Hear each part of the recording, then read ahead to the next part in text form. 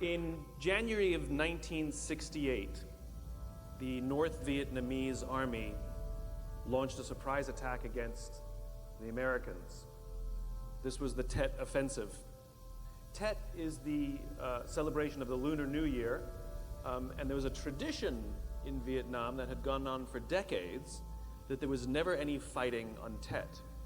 And yet in 1968, the North Vietnamese generals decided to break with tradition with the hope that they could surprise the Americans, overwhelm them with force, and bring a swift end to the Vietnam War.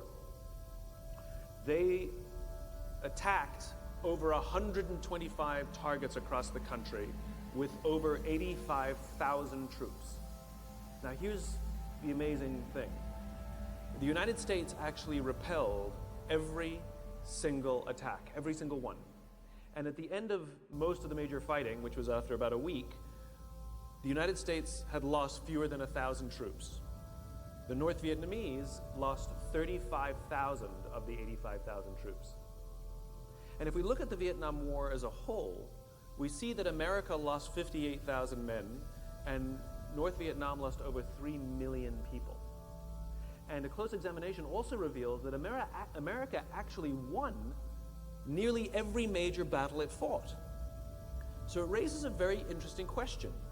How do you win all the battles, decimate your enemy, and lose the war? It raises new questions about how we understand the concept of winning and losing.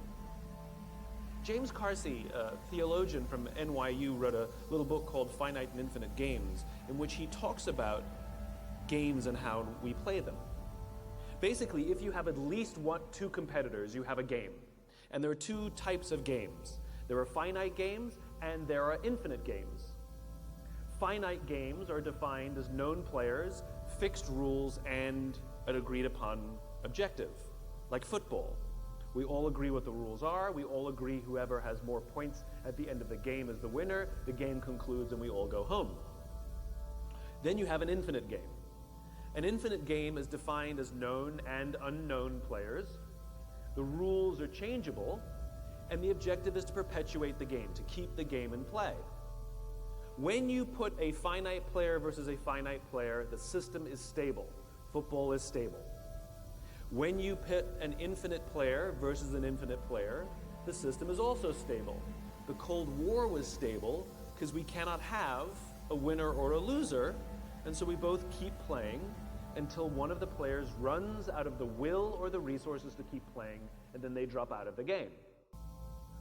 Problems arise, however, when you pit a finite player versus an infinite player, because a finite player is playing to win, and an infinite player is playing to keep playing, and they make very different strategic choices. And invariably what happens is the finite player finds themselves in quagmire. They find themselves frustrated and running through the will and resources required for them to stay in the game. And this is what happened to America in Vietnam.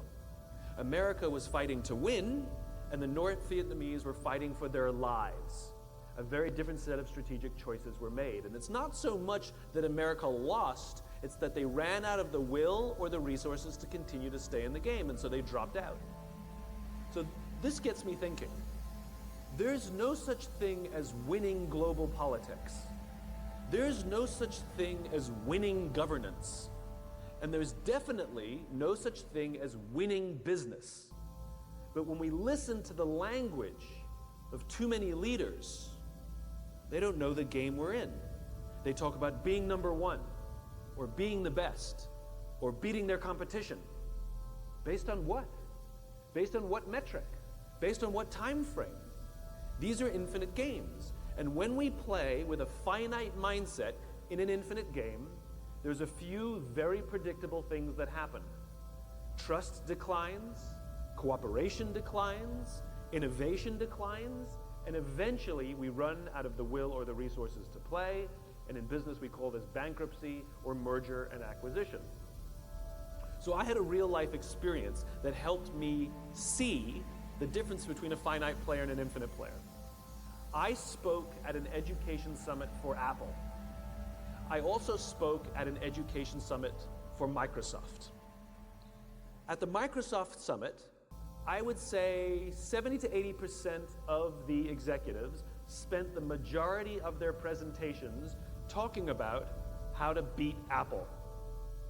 At the Apple Summit, 100% of the executives spent 100% of their presentations talking about how to help teachers teach and how to help students learn. One was obsessed with where they were going, one was obsessed with a vision, the other one was obsessed with beating their competition. Guess which one was in quagmire? Guess which one was wasting will and resources? So at the end of my talk at Microsoft, they gave me a gift. They gave me the new Zune when it was a thing. The Zune was Microsoft's response to the iPod. And this little piece of technology was absolutely spectacular. It was brilliant. It was beautifully designed. It was elegant. It worked flawlessly. The user interface was intuitive. So at the end of my Apple talk, I'm sharing a taxi with a senior Apple executive, employee number 54 to be specific. And I couldn't help myself. I had to stir the pot. And I turned to him and I said, you know, Microsoft gave me their new Zune. It is so much better than your iPod Touch. To which he responded, I have no doubt. And the conversation was over. Because the infinite player understands sometimes you have the better product and sometimes they have the better product. And sometimes you're ahead and sometimes you're behind. And the goal is not to win, the goal is to outlast. And the only true competitor in the infinite game is ourselves. The goal is to make our systems better this year than they were last year, to make our governance better this year than it was last year, to make our culture stronger this year than it was last year, to make the quality of our relationships and the level of trust better than it was last year. That's the goal of the infinite player, to outdo themselves. So this all raises a very interesting question.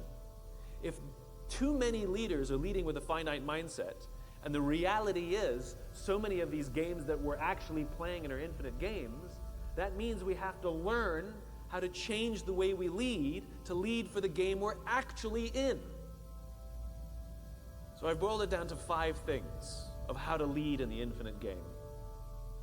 We need to have a just cause. We need to have trusting teams. We need to have a worthy rival.